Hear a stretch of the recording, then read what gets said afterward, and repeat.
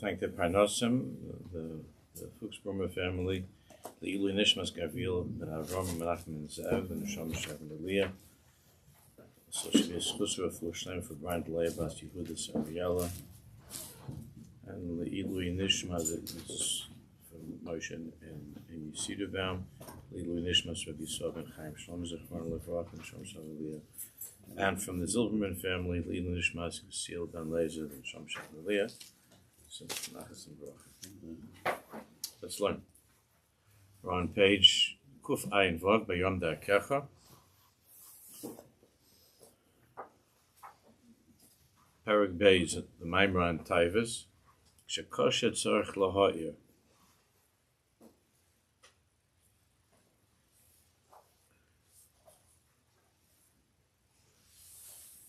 We're learning about different strategies that are found in the Sfarim HaKadoshim, the Darkecha Avodah, of how to contend with, overcome, elevate our Tayvas. So v'hine avodas Hashem esbarach tzricha lios mitoch mesirus nefesh u'ma'amatz lios eved amiti lebari kol ha'olam. But the underlying requirement when it comes to this milchama is that a person lives a life of mesirus nefesh. There are no shortcuts. It's not easy. It's a life of mesirus nefesh and ma'amatz and effort to be an eved amiti. To be an Eved Amiti, to be a true Eved Hashem. And as he mentions in the note, that's especially in the beginning, there has to be that commitment when you enlist to be in that milchama, and the beginning, the milchamas are particularly difficult when you start, just like anybody that just starts and is not used to that way of life. But over time, the person begins to feel a great mesikus, a tremendous sweetness in being able to have the wherewithal to fight in the milchama, to be victorious. However,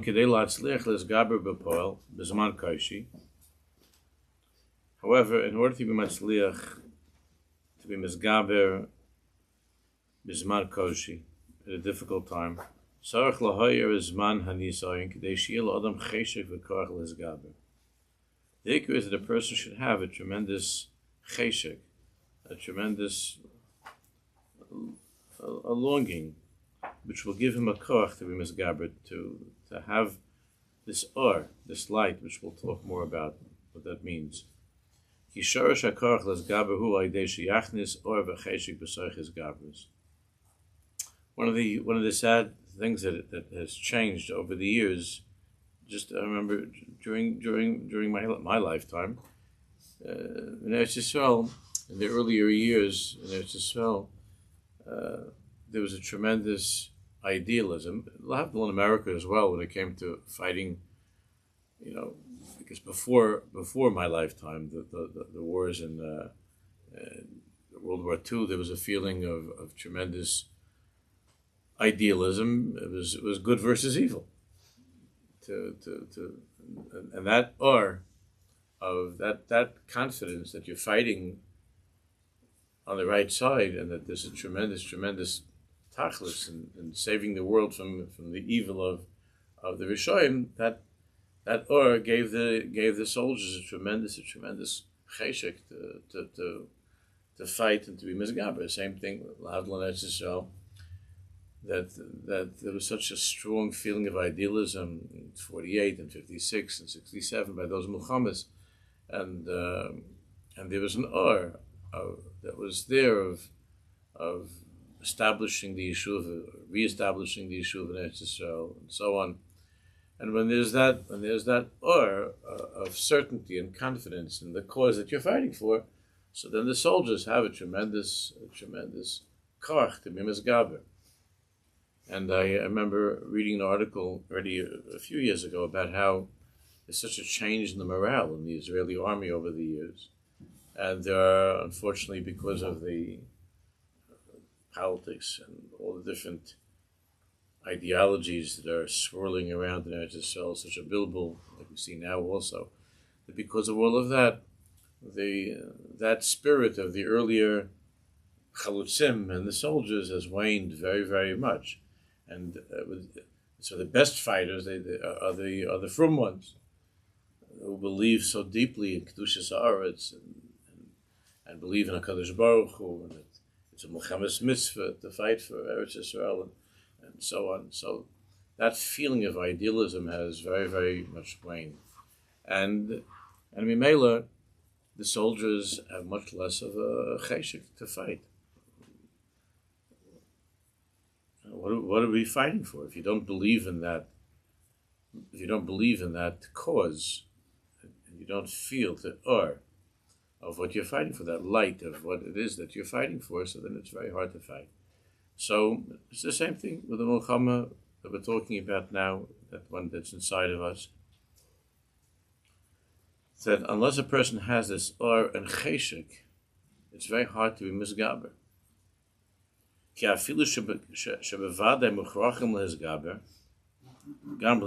Even though, regardless of how much you feel, you still have to fight. You have to ward off the Yetzirah, even if you're lacking cheshek. When a person has a cheshek, and the ruchni is the or. This light of ruchni is besoche his garbus shlo in his garbus. Yuchel hatzliach lama b'nisayin. He'll be able to be matzliach lama b'nisayin, to stand up in the Nisyonos. The essence Aish of his Rime was with tremendous strength, and his Rime was. That's clear when it comes to we see many times by people that by Bochum and by older people that they don't have a chance to be misgaber the Yitzhar because of this lack of excitement over Yiddishkeit and conviction, emunah. If you're missing that and that cheshek, then the Yitzhar there's very little chance of it being defeated. You can only, like the Tanya explains in Chavav, that's really unless a person is filled with cheshek and with merit and with and he believes in the cause that he's fighting for. If you don't believe in that cause, then what's the Milchama? How are you supposed to win if you don't believe in the cause? Look at the footnote Reish Sadik Beis on the bottom. In this binding near sheyesh bepituyei hayetzer three madregas. There are three madregas in how the Yetzirah works. Aleph kasheyesh l'adam das. When a person has das, it doesn't mean intelligence. It means, as I said a moment ago, it means this conviction, this belief in what he's fighting for. Will maven umargish es emes, because he understands and he feels the truth of that cause. Still,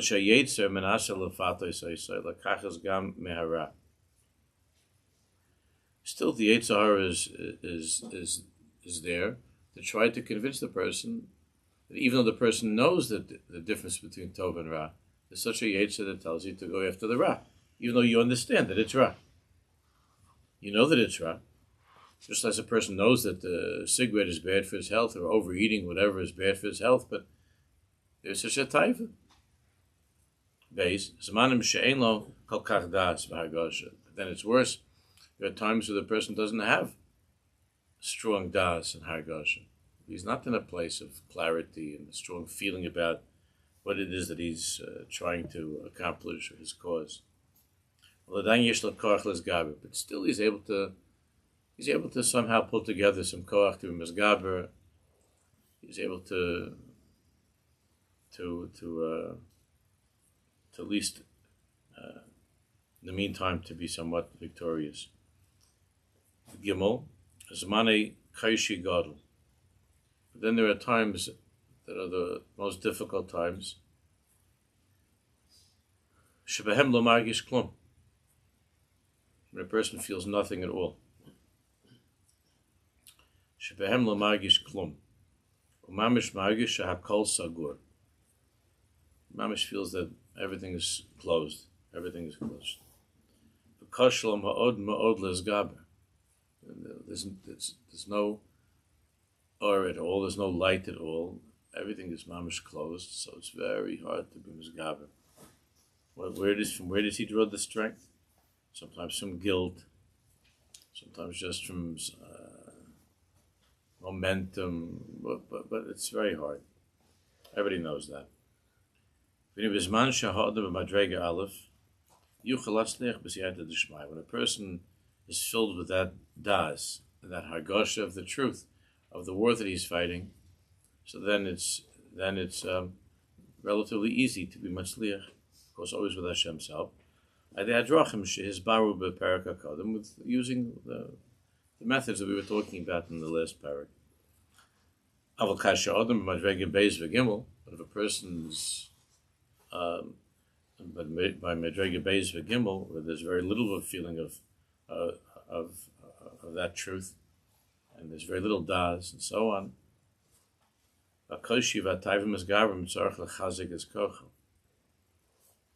Then he has to find ways to strengthen himself. He doesn't have it. He's going to lose. He has to be mechazik his kocho.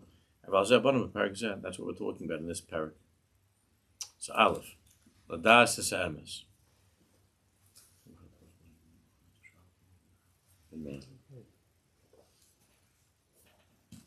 Person has to know the truth, what he's fighting for.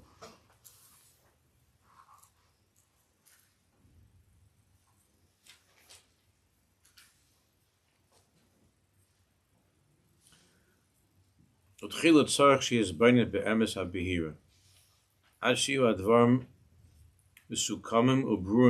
person has to be misbainet, to think deeply about the truth, so that it's so clear, so that he'll be able to refer to that truth and that clarity when the Nisayon comes up at any point during the day. When there's a Nisayon, he'll be able to access that clarity, that truth.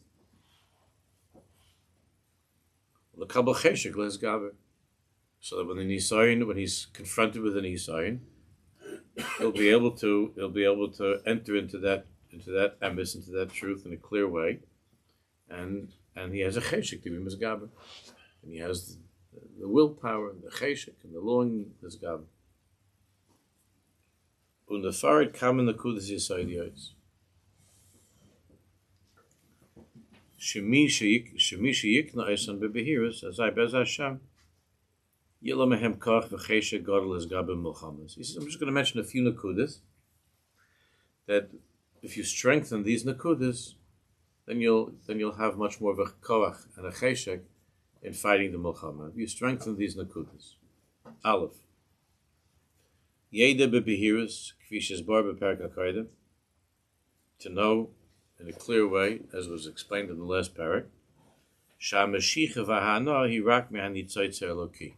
That's what we spent a lot of time on. To know that all that is pulling at him, and all hana, all pleasure, comes from that nitzotz of elokus, comes from the spark of elokus. I'm not going to go into that. We spoke about that a lot.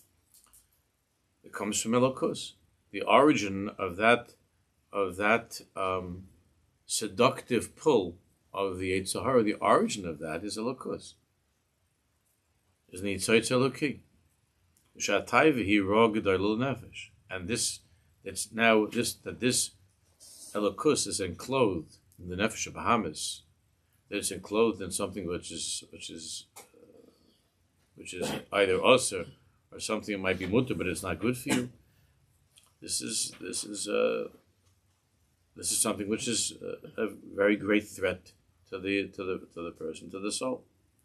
Viraka his gabrus v'haknil dvar Hashem bar he hana v'hatan. We spoke about that only when the person is misgaber is he able to feel that hana and that tanug of connecting to Hashem, which is why we were learning in the last parak that when you do something that's good, you do something that's right, you feel good about it, even without going into any deep thoughts. You just feel great when you do something that's when you are misgaber and you do something that's noble and that's holy and that's good.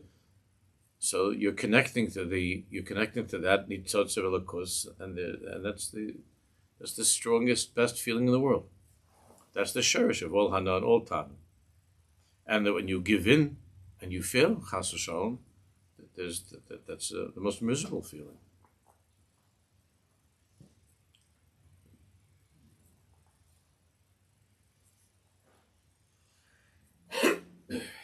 Beis.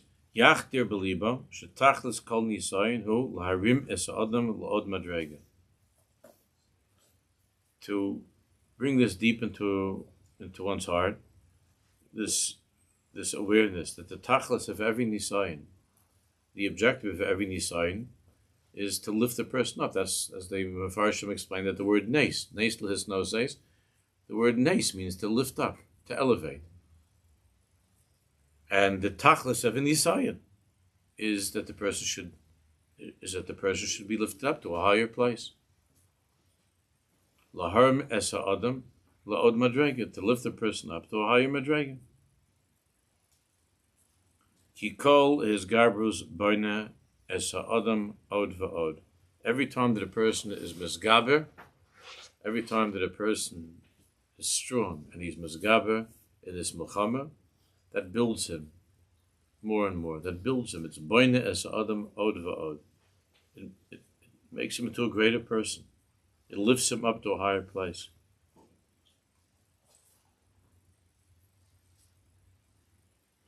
The more that a person is misgaber with the nisyonos of his life, he's able to be zeicha to reach higher and higher madregas. And we talk about this all the time, that everything now is about how our children should not have any nisyonos, and that life should be with nisyonos free, both physical nisyonos, ruchnistic nisyonos, and so on. But we all know that the nisyonos, whether they're spiritual or physical, the nisyonos build a person. Those challenges and difficulties in a person's life build a person to a great person. So it's natural for a person to want to avoid nisyonos, and we ask Hashem not to test us, and we certainly don't want our children to be tested. So, let's say you have people that they don't want their children to. I had these conversations every day with people, and with my own kids. We were talking about it the other day. A couple of my daughters were over, and we were talking with my wife about how, this granddaughter is in a class where there's not chevra. There are a couple of kids that are, one or two kids that are, we'd rather not have them exposed to. There's a kid that comes from a very difficult background and is acting up and talking a certain way, and you're afraid that your kid's going to be influenced by that kid. This is going on all the time. And so the what happens is that there's this reaction on the part of the other parents. Let's purify the class, get rid of all non-Aryans from the class, and to make it into a pure class, because my poor little girl will not be able to stand up to the bad words of this one girl that she goes to her mother. It's a single mother, and it's a hard situation, and her mother's a little bit struggling with things, so the mother takes her sometimes to a show, stuff like that, and then she comes back, and of course she shares this with all of her friends. She talks to the other girls about she goes to see a show, and now all the other mothers in the class are terrified that now all of our girls are going to want to go to Broadway or something. And we understand, and it would be nice if they didn't have and everything would be as pure and as innocent as we would like. But these are things that happen, and the principals of the schools, boys and girls, know that they're up against this all the time, every day. They're having these arguments with parents who want so-and-so to be removed, or you want your kid in a different class, or then in the summer you have to have a pure bunk for your kid also, because who knows this kid. And it's understandable, because we want our children and grandchildren to have a Nisyonos free life. But all that we're fighting so hard to prevent them from having Nisyonos, as understandable as that is, we've created a very, I guess I use a word that's out there, which I don't like, but a very wimpy generation. A generation filled with wimps. They can't deal with anything the second that something's different than them, they fall apart. Which is why, like I've spoken about this many times in Israel, that if chas v'shalom, if there's somebody in my apartment building that's not from, who knows, my kids are going to become not from. When we were growing up, I told this many times, that the friends on my block I had one from kid on my block, and he wasn't normal. and everybody else I had, my friends were Chinese, and some of them were Jewish, but they had Chinese friends, and there was on the corner there was a very, very nice family, Catholic people, very religious people, and that's how we grew up. And I never had my father never asked me, what did you talk about? I don't know, just, there was some stuff. You tried your best to live and to do the right thing. I don't know, it wasn't so. Is that right? Is that wrong? I told this to you maybe a month ago, that there were restrictions. I was not allowed to go into their homes. Into any home that was not Jewish, I was not allowed to go. That was the only thing my father said, you don't go into the house. It's not to go in there. But we played ball, we were friends. I'm not talking about people who wore a knitted yarmulke, and this one wears a black yarmulke. I'm talking about people who are not Jewish. And it wasn't like my father wasn't, my mother, they weren't worried that Moshe is going to become a Machal Shabbos because his friends. My Chinese friends came to my bar mitzvah, and there wasn't any Indian of worrying about hashpah. So you could say, well, my parents were wrong, but this was how it was, and one has to think about the hashpah of a sviva. But the attitude generally was, the way that we grew up, is that our parents had confidence in us, that we were certain about our Yiddishkeit, that we had strong convictions about keeping Shabbos, and they were right, to one degree or another. There were things as high school, progressed, and we got a little bit older, so there were things that were changing, but you didn't have this panic of being exposed to something a little bit different than yourself, or even very different. The parents were not panicking. And there are many, many reasons that it's a complicated, interesting parasha. I never saw anybody talk about this or write about this, but that's something that we experienced. I don't know, the ones who are a little bit older, not the 40-year-olds, but the 50 and 60-year-olds here. I don't know what your experiences were, but that's Shimon, where did you grow up? Lower East Side. Lower East Side. I had a friend who was not from.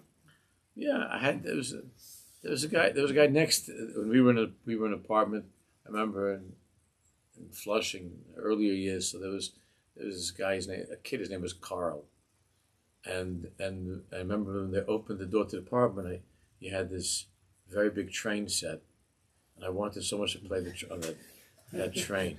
And I was always looking, and his parents were very nice people. They would invite me to come in. And I had said, I'm not allowed to. I can't come into the house.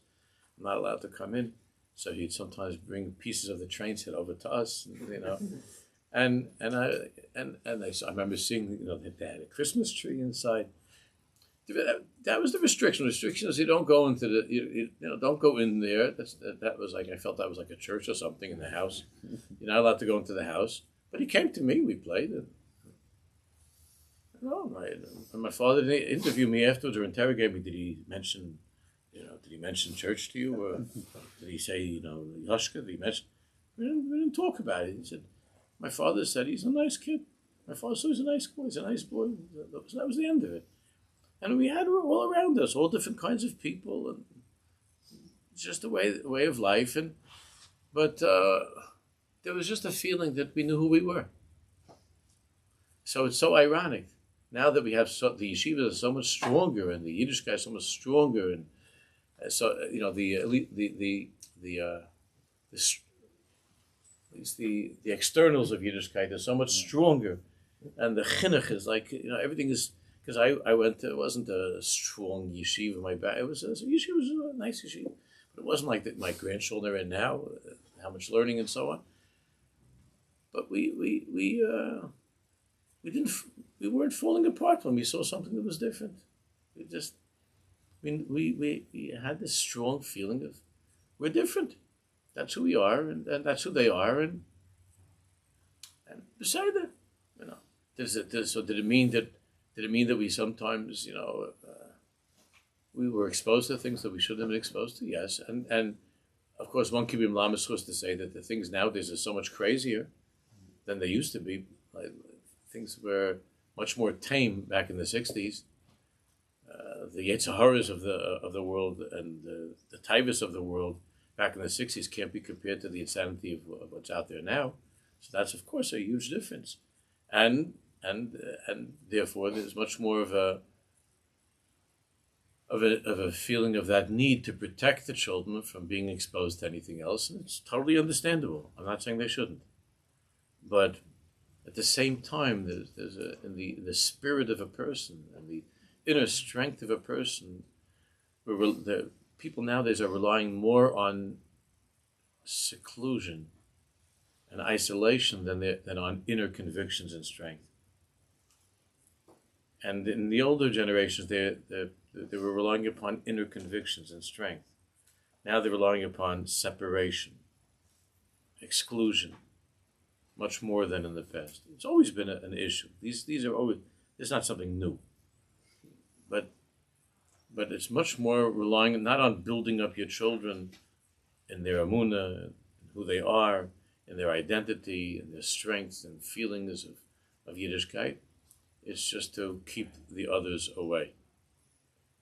And of course, part of that irony is that with all of that struggling, so the second the kid has his first phone, it's all over. That's so sad. Because everything that they're trying to keep the kid away from is just a press of the button. And then there it is. It's all there. And then for all of those years growing up, they were doing everything they could to keep the kid away. And it's understandable. We admire that. And then there's just one press of the phone. That first, either somebody else's phone or their own phone, and it's done. That's it. And now, how are they supposed to fight? With what do they fight? What are the kodesh that they have to fight? What kodesh did they receive from their parents? What convictions? What art they receive, even in the yeshiva? I'm not talking about how much they know, but inner conviction, strength, and confidence in who they are. The feeling of simcha, of joy of being a Jew, and so on. Ultimately, those are the only weapons that a person has after you discover the telephone and everything that's on it. Because then what's going to save you? What's going to help you out? If you don't have that behirus, that's what we're talking about. To have that behirus, that clarity. She says that the truth of the matter is that kamash adam misgarber yosef in Nisyonos. He comes to higher madregas. Let's learn Reish Sadik Gimel, Reish Sadik Daled.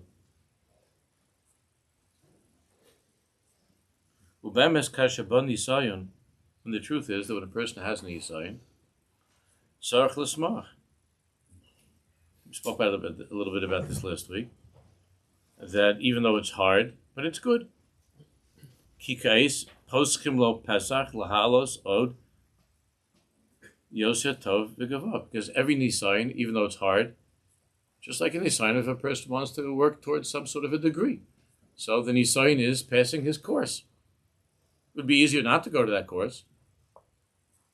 It'd be easier not to have face the challenge of that difficult professor in that class, but at the same time he's besimcha, because this is his way of progressing. This is his way of getting an education. It's his way of of getting himself a better place in life, that he'll be able to do better in life.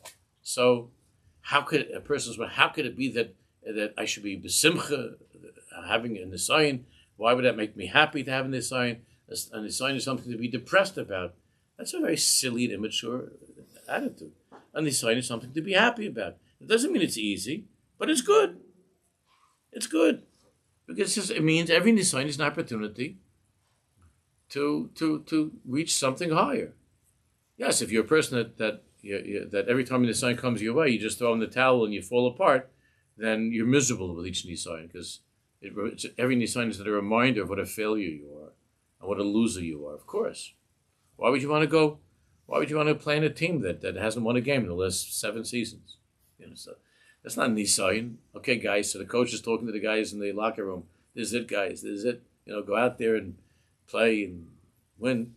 And the guys haven't won in 7 years. So there's no simcha in going to a ball game like that and playing in such a game. What kind of simcha is being on a team like that?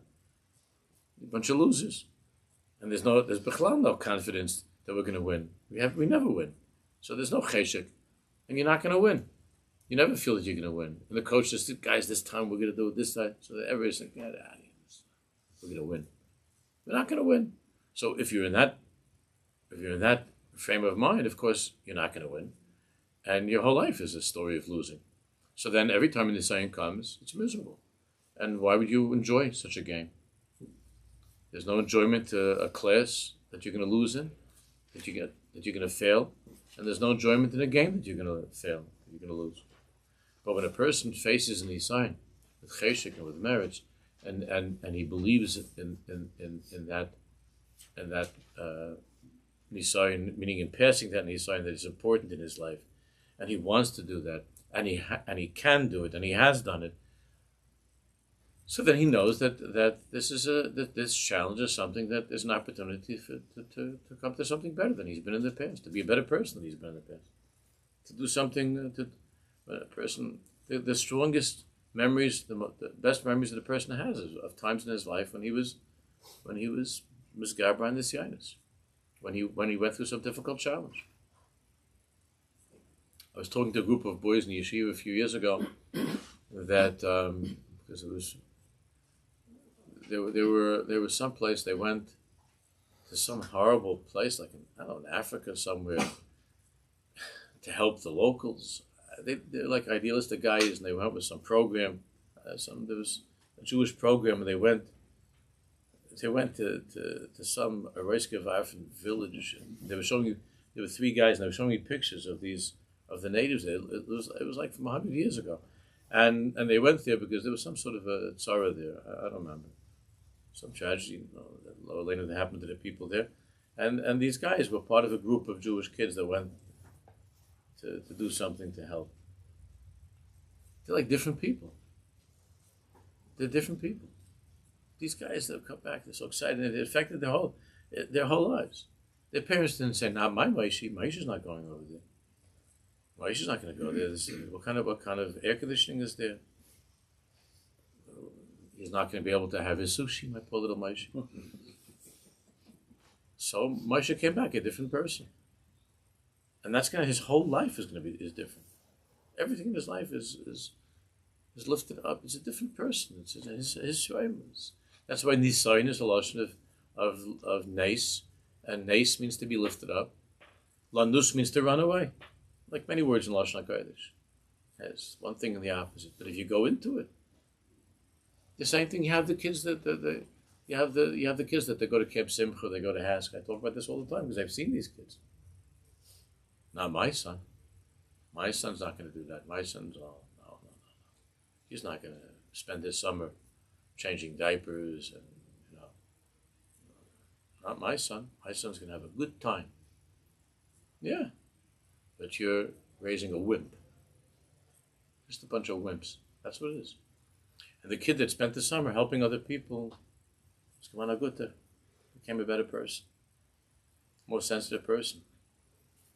I always tell the girls, marry those guys. Those are the best guys. A lot of great guys, but those are the best guys. The ones who are Bali Nisyonos. I had an interesting call, and I'm fairly certain that this person is going to be listening to this because he listens to a lot of shiurim, and he knows that I'm saying this with the greatest love about a conversation that we had yesterday. About I have to maybe should have looked at how to do this. Okay, but it's important, Laman Hashem, that it should be clear that there was a wonderful young lady that was set up. Her name was suggested of a young man. So I'm not going to say the specific impediment, but he has a very slight physical impediment. A slight physical impediment. Not in how he looks. He's beautiful. Not in how he looks, but a certain impediment, but it's very slight. And upon investigation, the boy, this bacher, is fully functioning. Not even a shaila, medically, he's 120. He's fine. But there's ep is something that's not 100%. Not emotionally, not intellectually, in India. So the father was asking me, should we, that this was suggested, should we allow, should our daughter go out with this person out? Bays, if she does, because otherwise we heard he's a fantastic bacher in every way. So should we allow her to go out? That's Aleph. Bays, if we do allow her to go out, then we let the shidduch go through. So should we tell her before that the bacher has a certain inyan? Slight inyan over here. So should we?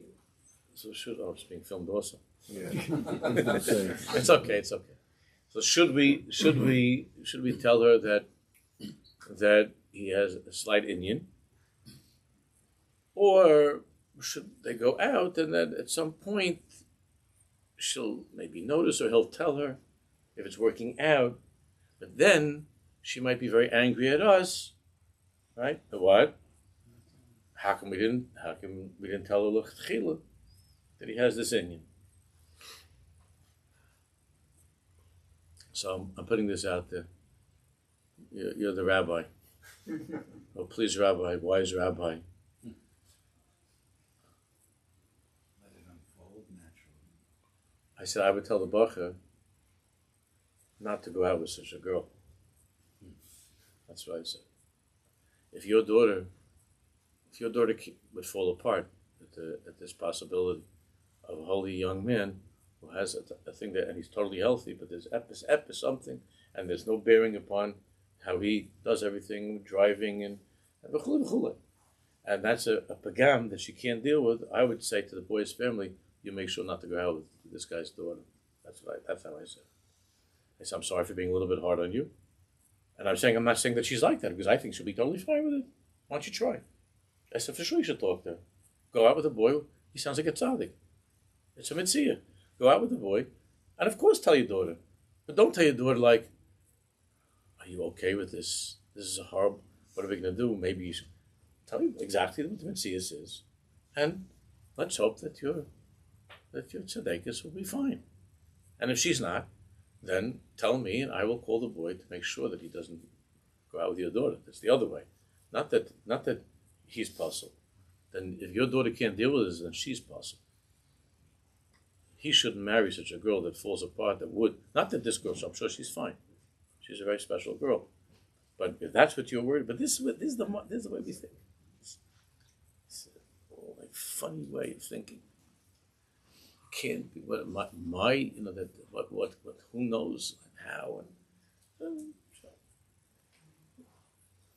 it's just the opposite. The chevra, again, I understand the concern. I'm not making light of it, but the chevra that have dealt with difficulties in life are the most chashuv chevra. No. The ones who have been misgaber in this yainis are giborim, and a boy like that is not going to fall apart because the kid, threw his pizza at the wall or something. He's not going to fall apart. He's not going to fall apart if his wife says to him, I disagree with you. Because he's had curveballs in life. He's had difficulties in life. He had many medical situations, and he had to have different tests, and he had to go through procedures, and so on. and he appreciates being alive, and he doesn't take for granted the simple things in life. These are very important qualities when it comes to a husband. Very important. Are we going to keep our daughters from those guys? We don't want our daughters to marry anybody that had any Nisyonos in life. We want them to marry somebody who had no Nisyonos. This way that we can have a couple that neither of them ever had any Nisyonos. And those are the ones that in their marriage, they have the biggest Nisyonos. Their marriages are crazy. And the second something goes wrong, this is shine. They fall apart. And they can't. Nisyonos, because there was no avoid of his gabras b'chlal. No his gabras. But his gabra. When we were growing up, our parents thought of it as an ideal that as young men who were 14, 15, that we should go make some money. Get a job in the summer, do something. Not because my father couldn't afford for me not to go to work. He could. Go to work. Go do something. You want to buy yourself a record player? That you know what that is, right? You want to buy yourself a record player? Go make some money and get yourself a record player. You want to go to the Yankee game? You want to go to a ball game? Go make some money. My father had the money. He gave us what we needed. But he saw it. He didn't see it as a b'david. He saw it as l'chadchila. That was just that was the way that it was. And so that meant getting a job in Manhattan, going in 90 degrees down into the subway, and going and taking a summer job. Camp was when I was little, and after a very short time in camp, which anyway, my father didn't even understand what that whole Indian was. That's what are you playing all day long? It was a whole conversation, I remember. but after a very short time with camp, I went to work in the summer. We had friends who used to go. We went to work. We get home at 5:30, 6 o'clock. We take a shower and went to play ball. We went someplace to, and that's how we lived. We had Shabbos, we had Sunday, and it wasn't. I'm not even talking about Ben Azman trip to Switzerland. I'm talking about Stam, just a regular. But it wasn't a b'david. It wasn't because my father couldn't afford to pay for the record player. Because you want to go work. And then half the time, more than half the time, after I did go to work, my father paid for it. But that wasn't the point. The point was going to work. It's just part of making you into a person, to try to get you. The sad thing with all of his styles, it didn't make me into much. But that was the idea. That was the idea. And that was something that was a pashut to all the people that we knew. That's how we lived. It wasn't like that was something extraordinary. That was a double pashut. That's how we lived. That Nisyonos, deal with them. That's what life is. And there was nobody that my father admired more than somebody who was a Baal Nisayon, who came out. I told this man, my father, he had the biggest admiration for Polish Yidden, for Polish Jews who were in concentration camp for 5 years. My father said, "Wow, that's a gever." Came out being a Shomer Shabbos after being 5 years. He said, "Oh yeah, the Hungarians who were there for a year and a half. This is a Yid. This is a Yid." That's like, we wouldn't 15 minutes we'd be flattened. We'd be finished. And every time my father saw this Polish, my father had such derech for these Jews that they 5 years in concentration camp. Because my father knew it wasn't good over there, you know. And he said, we were there for a year, so we managed. And to us, this is like a crazy different language. Zotaka, great people.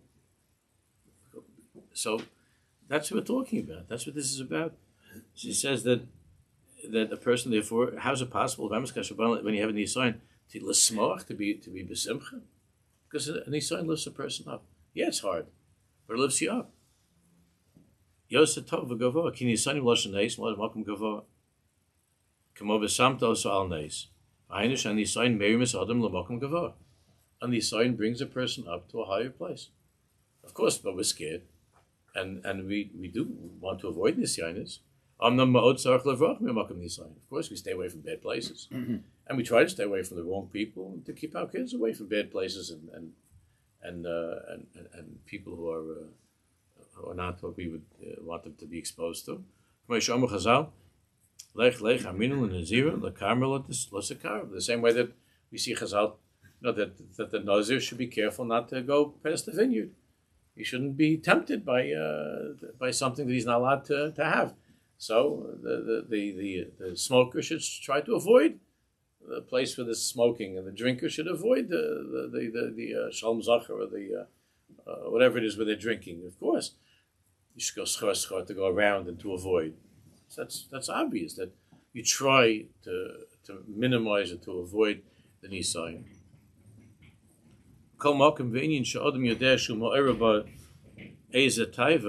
Therefore, if you know there's a place, that place, by being in that place, or by being exposed to that, whatever it is, it's going to bring out a strong Tayva. And you make fences to stay away from that.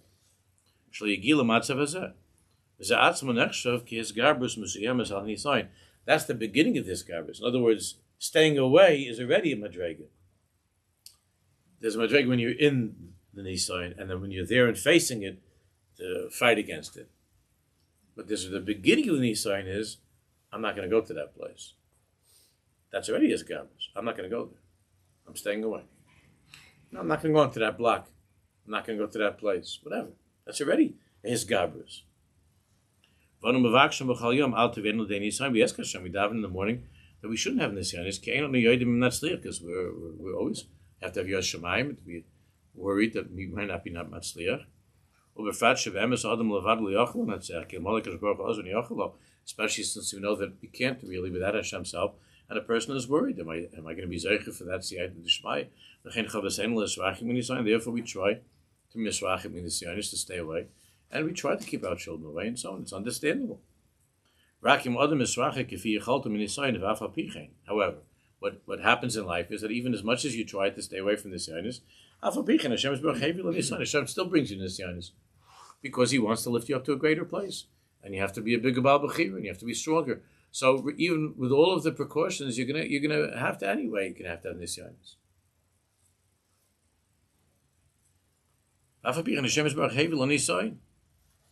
So you could try. You could try desperately to keep your boy away from ever seeing any nekevas. I was talking to somebody at Simcha the other night, and he said that where he lives is out of town. So the yeshiva, he's now his kid, is going to high school next year. So the yeshiva told him that one of the conditions to coming to the yeshiva is that you're not allowed to have female guests at your Shabbos table. Less than a certain age. I don't know what the exact law was. But in other words, that your son, who you want to have in our yeshiva, you can't have cousins. I don't know. You can't have girls at the shop. I asked him, how does that work? And he said he doesn't know exactly, but something along those lines. And he wanted to know if I thought that was strange. Again, we understand that there are nisyonos like this. But eventually, your son's gonna see a couple in the cave or someplace. Just that happens. There are the caves around, and he's gonna see a couple in the caves. And he's not gonna be 16 years old and he's gonna say, "No, what are you? You're different. What happened to you?" That's not. They're in the caves around. So again, not to have nisyonos, but they happen. No, nisyonos. They're trying that kid, that boy shouldn't see any nekevas. Okay, you could try whatever you want. At the end, they're going to be nisyonos. Does he have sisters? I don't know. I guess it doesn't include immediate family. Mom can stay, and the sisters. Yeah. Even a person tries to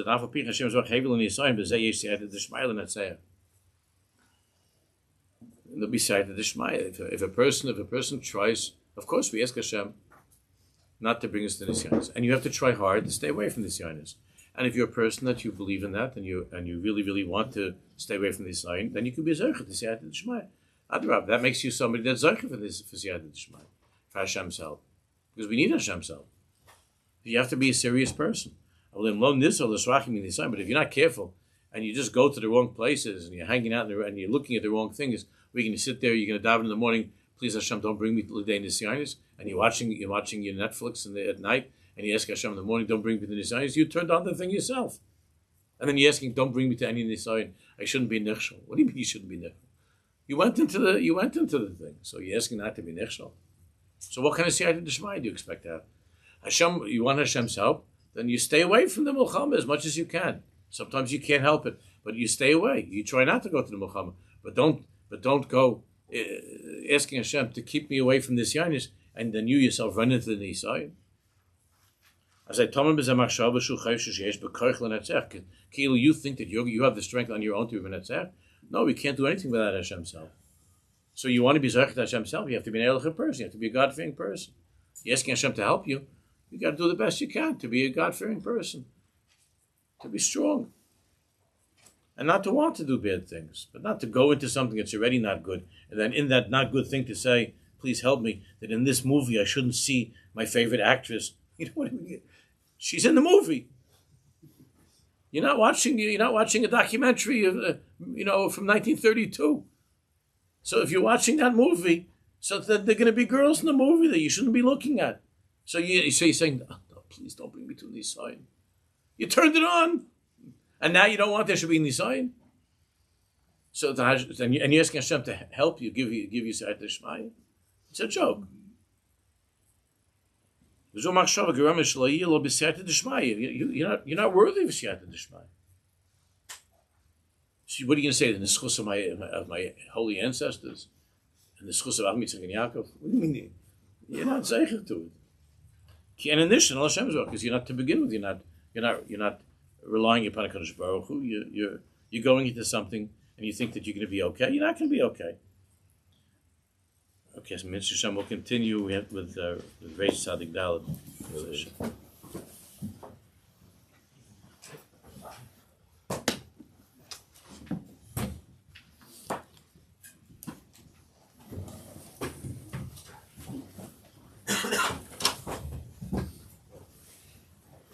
I have to say that password on the iPad.